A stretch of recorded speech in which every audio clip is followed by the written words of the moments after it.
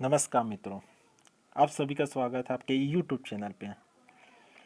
आज हम बात करेंगे संविदा अधिनियम 1862 की धारा 124-125 की, जो बात करता है क्षतिपूर्ति की संविदा का। वीडियो में आगे बढ़ने से पहले हम आपसे निवेदन करते हैं कि हमारे चैनल को सब्सक्राइब कर दीजिए, लाइक और शेयर कीजिए, ताकि हमारे आने वाले वीडियो आपको प्राप्त हो सकें। चलिए बात करते हैं क्षतिपूर्ति की संविदा की परिभाषा की।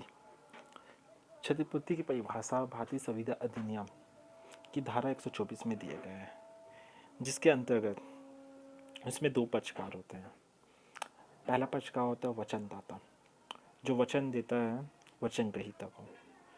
दूसरा पक्षकार होता है वचन ग्रहीता, जो वचन लेता है वचनदाता से, जिन्हें क्षतिपूर्ति दाता और क्षतिपूर्ति ग्रहीता भी कहते हैं। वचनदाता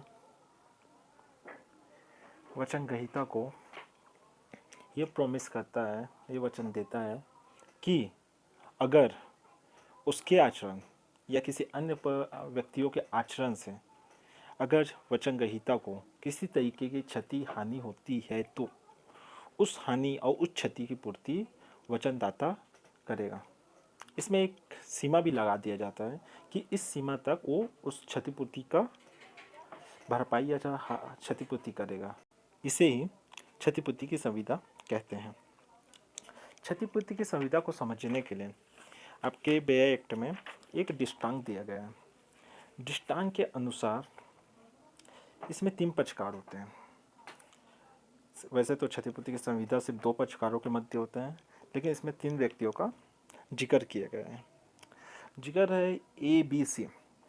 ए होता है वचनदाता, बी होता है वचन ग्रहीता और सी होता है कोई अन्य पक्षकार। ए वचन देता है बी को कि सी के द्वारा, अगर सी के द्वारा बी पे कोई केस किया जाता है, तो उस केस में जो खर्च होने वाला है, तो जो भी उसको क्षति होगी वो 200 रुपये तक का क्षतिपूर्ति प्रदान करेगा बी को। ए ने वचन कर दिया बी को, अगर वाद में कोई क्षति होती है किसी सी व्यक्तियों के द्वारा, तो क्षतिपूर्ति देगा बी को।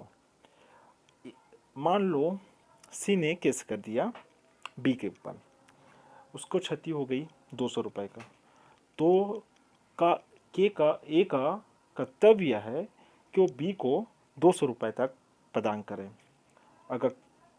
अगर ए ऐसा नहीं करता, तो बी का ये अधिकार होगा कि वो वाद करके ए से उस 200 रकम को प्राप्त कर सकता है। इसे ही क्षतिपूर्ति की संविदा कहा जाता है। चलिए आगे बढ़ते हैं, बात करते हैं सेक्शन 125 धारा 125 भारतीय संविदा अधिनियम क्या कहती है। भारतीय संविदा अधिनियम की धारा 125 क्षतिपूर्तिधारी के अधिकार को बताती है।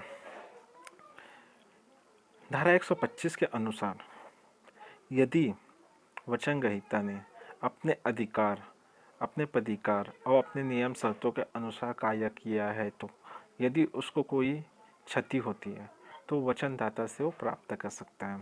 125 में 3 क्लॉज दिए गए हैं, जो किसी वाद में किसी वचन ग्रहीता को नुकसान, खर्चे या धनराशि किसी वाद के प्रतिरक्षा करने या उसको वाद करने में जो भी खर्चे होती हैं, उस सभी का वसूली वो वचनदाता से कर सकता है।